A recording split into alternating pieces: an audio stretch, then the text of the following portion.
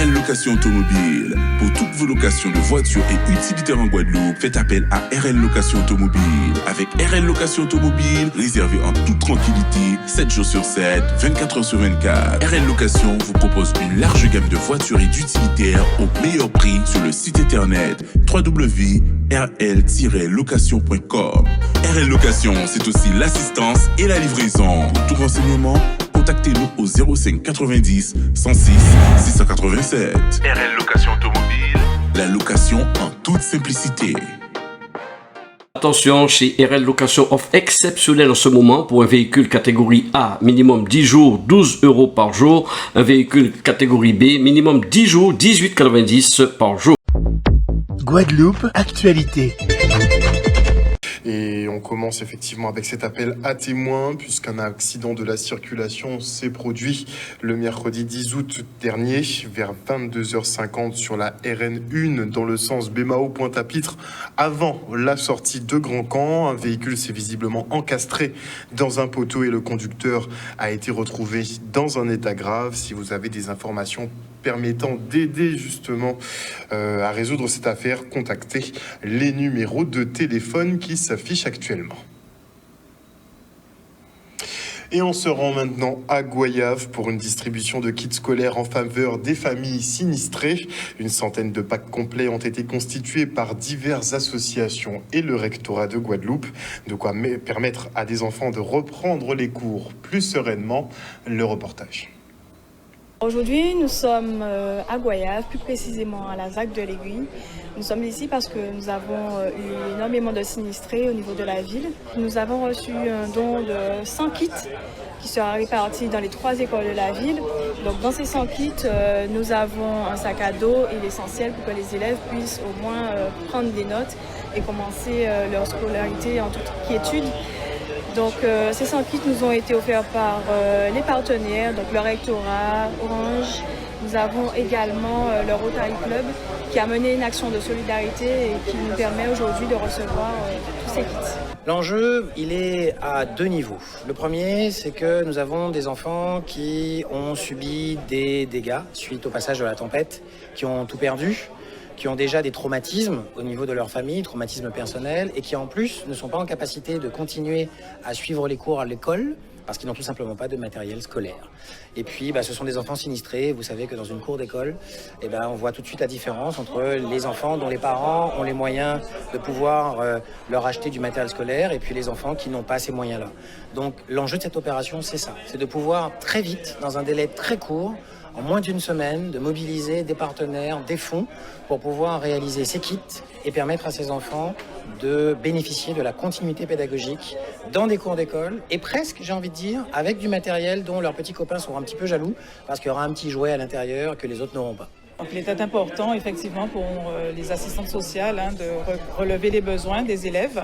Donc, elles se sont mobilisées, elles ont sollicité les différents interlocuteurs habituels, donc les services municipaux, Centre communal d'action sociale, cabinet de mairie, service social départemental, enfin voilà, tout le travail partenarial qui se mène au quotidien a pu être mis en exergue durant cette période de crise, post-crise, et pour faire preuve de réactivité et recueillir le maximum le besoin des élèves. Cette opération de solidarité, un élan assez fort qui s'est formulé, et puis le Rotary nous a contactés pour pouvoir les accompagner sur cette opération, soutien aux élèves qui ont tout perdu, et ils ont été capables de monter cet approvisionnement avec ces sacs de façon extrêmement réactive.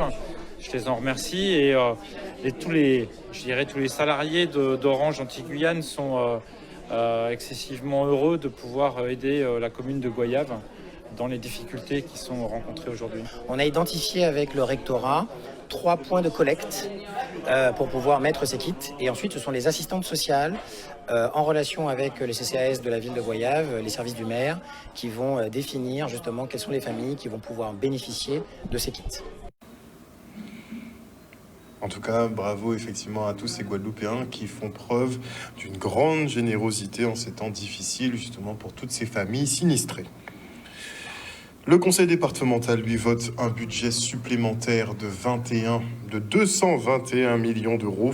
La collectivité entend définir une stratégie pour 2023 en intégrant les conséquences du passage de la tempête tropicale Fiona.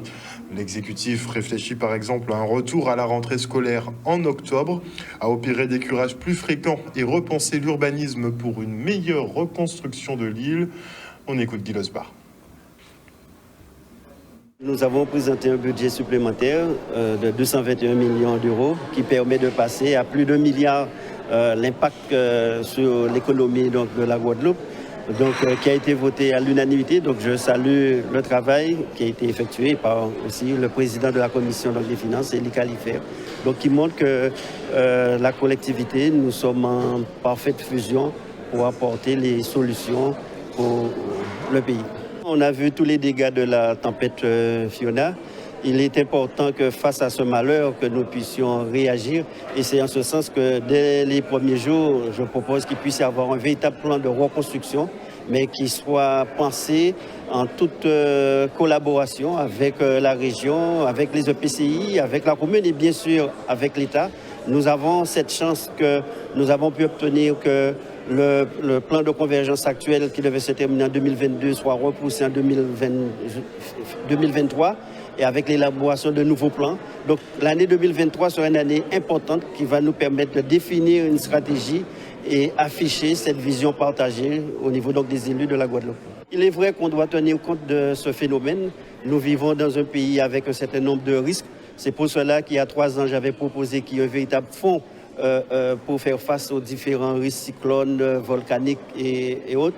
Mais aussi, il est important que nous puissions habiter différemment la Guadeloupe. On sait qu'il y a eu beaucoup d'erreurs, peut-être de construction, de manière collective par les collectivités, mais aussi de manière individuelle, puisqu'on sait que parfois le citoyen n'est pas en toute conformité avec les règles. Mais également, on doit repenser, on a vu que l'ensemble des cyclones ont lieu au mois de septembre, 80% donc des cyclones. Est-ce qu'il ne faudrait pas peut-être que l'ouverture des écoles se fasse en octobre pour éviter que chaque année nous ayons des fournitures scolaires qui se perdent? Ou encore, si on fait le point entre les problèmes de cyclone et d'eau, c'est pratiquement 5 à 10 jours d'école qui sont perdus. Donc ce sont tous ces éléments qu'il va falloir repenser. C'est aussi l'occasion de régler définitivement des problèmes tels que l'environnement, des problèmes aussi de curage des rivières. C'est en ce sens que je dis, de ce malheur, nous devrions tirer les leçons pour repenser les choses et que nous soyons dans un véritable plan de reconstruction de la Guadeloupe. Un reportage signé Charlie Dagonia. Le Pôle emploi de Guadeloupe organise la semaine de la Restart, une semaine dédiée à la création d'entreprises. L'occasion pour les porteurs de projets de prendre connaissance des différents dispositifs d'accompagnement disponibles. Le reportage. La semaine de la Restart est un événement qui est organisé par Pôle emploi national et donc qui est décliné dans chaque région de France. Et cette semaine, Pôle emploi Guadeloupe organise cette semaine de la création d'entreprises et de la reprise d'entreprises avec nos partenaires locaux et les acteurs locaux de la Guadeloupe. Le Pôle emploi de Jarry accompagne les porteurs de projets sur le dispositif Mon entreprise, ma réussite, qui est un dispositif d'accompagnement renforcé et mis en œuvre sur l'ensemble du territoire et permet à ces porteurs de projets de répondre à leurs besoins, répondre à leurs interrogations et surtout lever les freins. Et pour ce faire, il y a une équipe de conseillères qui les accompagne avec un suivi régulier mais couplé d'ateliers spécifiques à la création d'entreprise, sur la chronologie de la création d'entreprise qui permet d'identifier les étapes incontournables de la création d'entreprise, l'étude de marché, l'initiation à la création d'entreprise et les aides financières ainsi que le business plan. Très important de réunir en fait tous ces acteurs qui œuvrent autour de la création d'entreprises, puisque étant donné que nous sommes un dispositif et souvent nous avons des demandes dans ce sens où les porteurs de projets nous demandent qui voir, qui rencontrer pour leur démarche de création d'entreprise. L'entreprise a besoin en général de deux il y a deux personnes incontournables, c'est déjà le comptable ou l'expert comptable et vraiment la banque, donc là le Crédit Mutuel, pour les accompagner, pour les diriger, pour les aiguiller dans leurs projets professionnels et aussi, dans la mesure du possible, aussi leur ajuster leurs demandes. C'est-à-dire, dans certains cas, vous avez des rêves, donc là, nous sommes là pour aider à concrétiser les rêves, mais également à dire tout ce qu'il faut pour que le projet se réalise et remettre les choses dans un cadre professionnel pour les accompagner au mieux. Le Pôle emploi qui d'ailleurs va bientôt changer d'appellation pour France Travail. Et une semaine de la création d'entreprises qui concerne bien évidemment les artisans de Guadeloupe. Ils étaient à la Cité des Métiers au Rézé pour effectivement recevoir les nouvelles informations concernant leur secteur. C'est le rôle de la Chambre des métiers. Son rôle premier est d'accompagner les porteurs de projets dans le domaine de l'artisanat, bien sûr, à créer leur entreprise. Donc, nous devons accompagner ces porteurs de projets de A à Z. À partir du moment où le porteur de projet vient nous voir, il est au stade d'idée. Donc, bien souvent, il pense que de l'idée à la création, il n'y a que pas. Forcément, voilà, on est là pour refaire, mettre les choses au clair et ainsi les accompagner pour leur dire que le processus est un petit peu plus long. Donc, nous les accompagnons dans différentes étapes, dans le dossier de financement, les dossiers de subvention, les aides, voilà. Cet accompagnement est essentiel, voire primordial, puisque, comme je le disais précédemment, entre le stade d'idée à la création propre, il faut aussi contrôler la faisabilité, la rentabilité du projet. Donc nous sommes là pour accompagner les porteurs de projets, à savoir si leur projet il est rentable ou non, si c'est faisable ou non par rapport à l'emplacement, par rapport au public cible. Voilà, donc nous sommes là spécialement pour ça. De nos jours, je dirais que c'est une solution viable. C'est une solution viable en fonction de ce qu'on veut faire, en fonction de où on veut l'implanter et en fonction de notre détermination aussi. Donc j'ai envie de dire, quel que soit le projet salarial, projet entrepreneurial, c'est réellement le sérieux, l'envie et la détermination qui fera la différence. Oui, nous encourageons bien entendu les gens à entreprendre. Après, il faut vraiment que le projet soit mûri et il faut l'accompagnement de la Chambre des métiers. Donc c'est pour ça que nous sommes là aujourd'hui. Un reportage signé Maxime Morel. Enfin, petit focus maintenant sur l'incubateur de start-up The Box qui arrive en Guadeloupe. Les locaux seront donc à disposition de nos jeunes entrepreneurs du numérique qui auront droit aussi à des conseils. Le reste en images.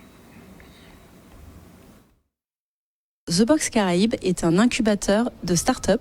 Donc nous sommes basés sur la Guadeloupe, mais nous ne nous appelons pas Guadeloupe, mais plutôt Caraïbes, parce que nous voulons rayonner sur toute la Caraïbe et accompagner des projets sur tout le territoire insulaire. Nous avons deux axes. Nous avons évidemment des locaux dans lesquels ils peuvent venir travailler, et c'est surtout le programme que nous leur proposons qui va permettre de les aider à développer leurs projets. Il faut savoir qu'on est lauréat French Tech, qui est une bourse pour permettre aux entreprises comme nous de pouvoir se développer.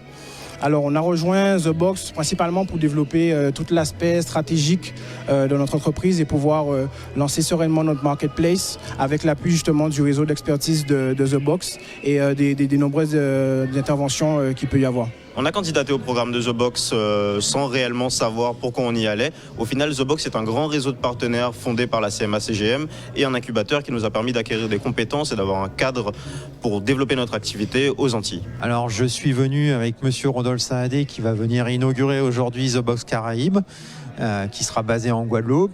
Je suis très fier de l'accompagner.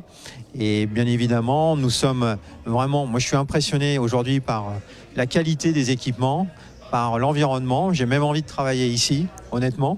Aujourd'hui, on est basé au siège, mais à Marseille. Mais quand on voit aujourd'hui la qualité des équipements, j'ai vraiment envie de travailler ici et de développer ici un esprit entrepreneurial et de voir plein de startups venir et faire plein de projets pour avancer dans toutes sortes de domaines. La Guadeloupe est un beau hub en termes de mobilité. Les territoires insulaires sont un beau challenge en termes de logistique et de mobilité. Et puis, l'innovation n'a pas de frontières. Donc, lorsque nous avons décidé de déployer The Box à l'international, c'est tout naturellement que nous nous sommes installés sur la Guadeloupe pour rayonner sur toute la Caraïbe. On aimerait beaucoup se lancer en Guadeloupe pour pouvoir permettre aux Guadeloupéens de consommer des produits frais. À moyen terme, je dirais, on aimerait pouvoir développer tout cet aspect logistique en livrant toujours plus rapidement les Guadeloupéens en Guadeloupe et avec des produits beaucoup plus diversifiés.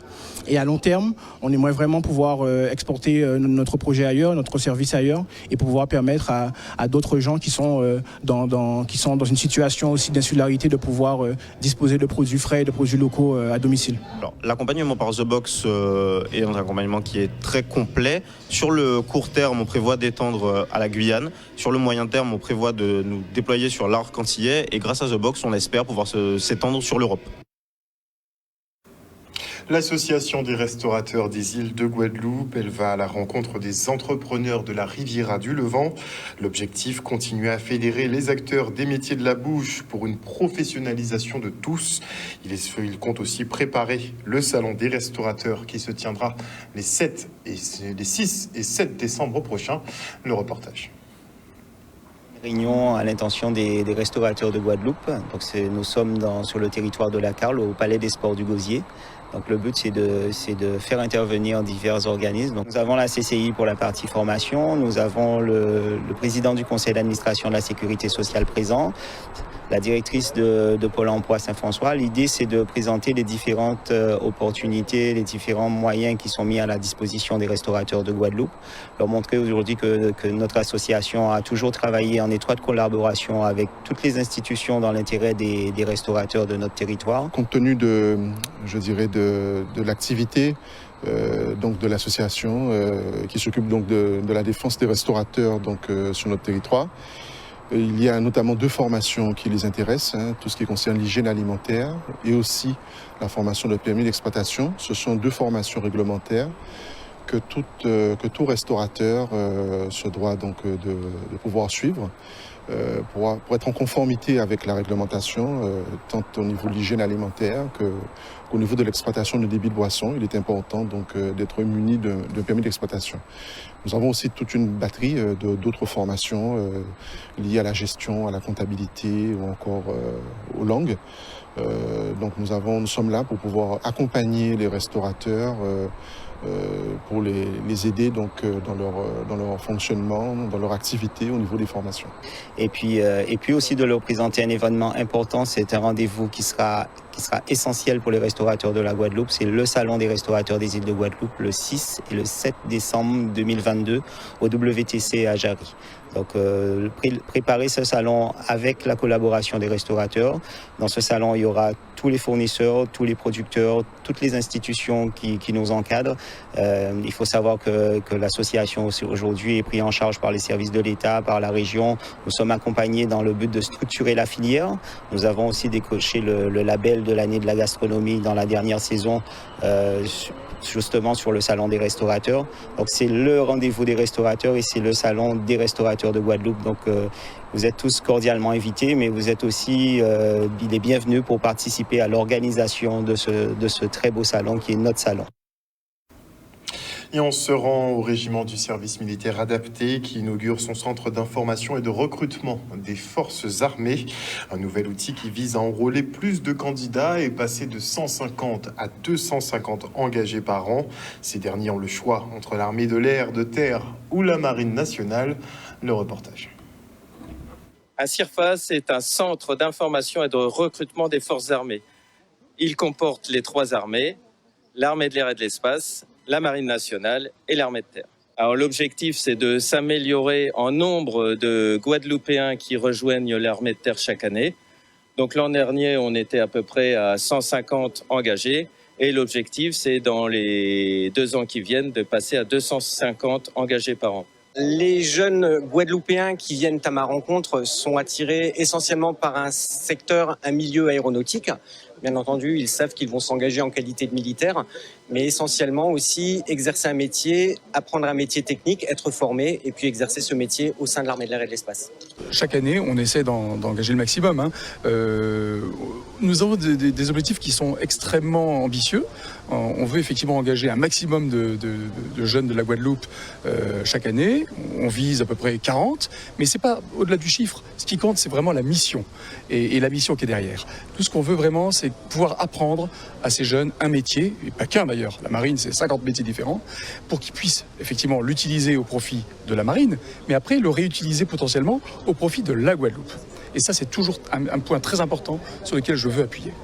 Comme toutes les armées, on a un impératif de jeunesse pour exercer les métiers que l'on a à bord de nos bâtiments et puis dans nos bases navales.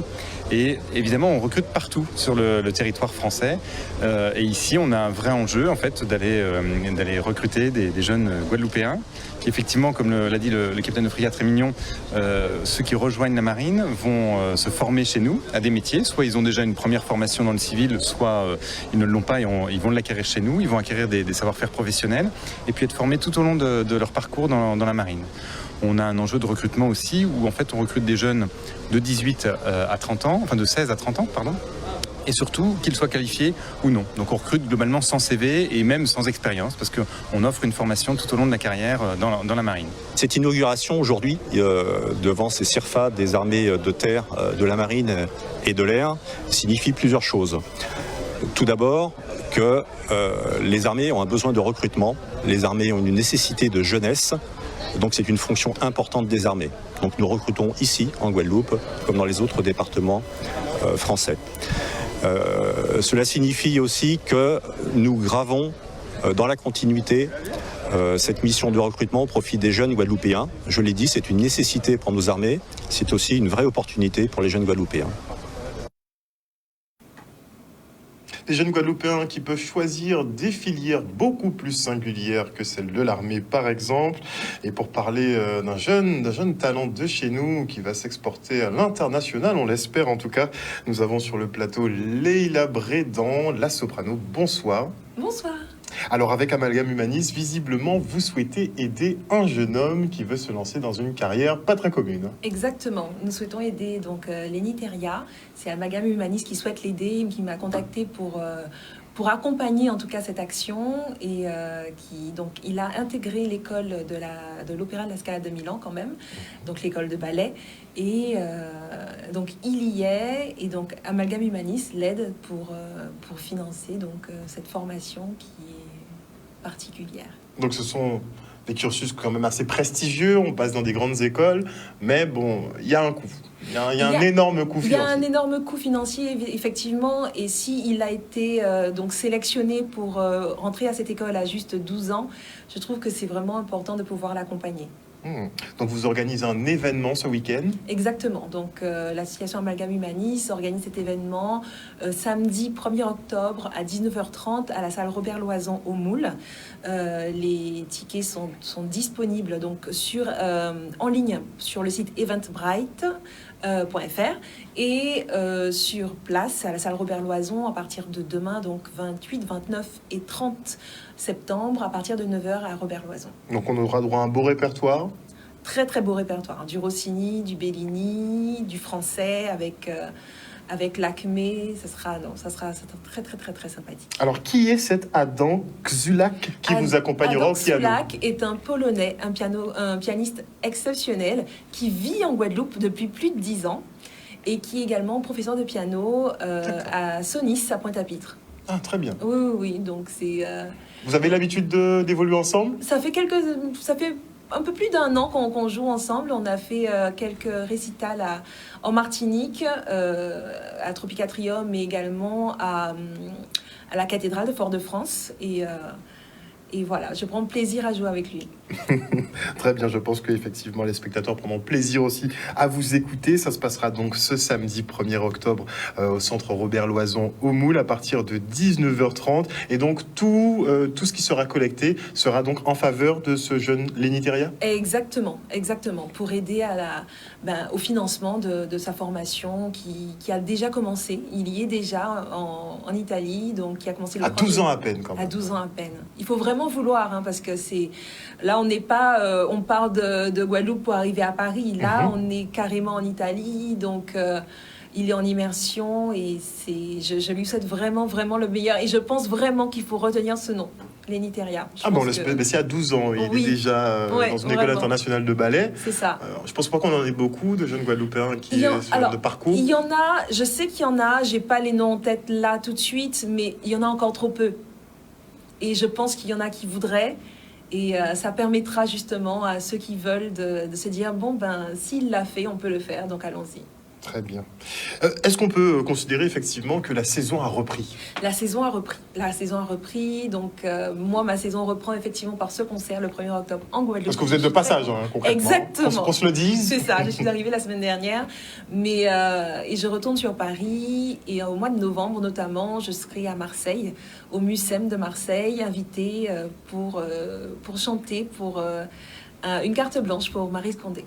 Très bien. Bel hommage. Très bel hommage, oui, vraiment, à sa demande. Une dernière petite question, est-ce que effectivement, la musique classique arrive à se rajeunir ? Dans quel sens ? Par rapport aux spectateurs ? Vous êtes un exemple, par exemple, de jeune soprano. Non, mais mais autant sur les interprètes que le public. Franchement, je retrouve vraiment un public assez avec tous les âges, vraiment. Après, forcément, il y a des gens que je connais qui viennent, donc qui s'y intéressent et qui se disent « Ah, ben, j'ai envie de retourner ». Et il y a un peu de tout, vraiment. Le public n'est pas des plus de 50, 60 ans. Vraiment, il y a de tout. Ça se diversifie. Et surtout, on se rend compte que justement, il y a beaucoup plus de jeunes qui aiment la musique classique qu'on ne le croit. Faut avoir l'oreille pour, quand même. Mais pas forcément, parce que finalement, dans les pubs, on a de la musique classique à longueur de journée et on se rend pas compte, mais on a l'oreille pour ça ici, même ici en Guadeloupe. Donc on s'apprécie. Tout à fait. Merci beaucoup Leïla Brédan, en tout cas d'être venue sur ce plateau. On va rappeler le jour, l'heure et le lieu de cette manifestation qui est en faveur justement d'un jeune Guadeloupéen qui est au ballet en Italie. Franchement, ça fait plaisir. Complètement. Outremernews.fr, le site de l'actualité Outre-mer, 24 heures sur 24 et 7 jours sur 7. Retrouvez la chaîne Outremer News sur YouTube.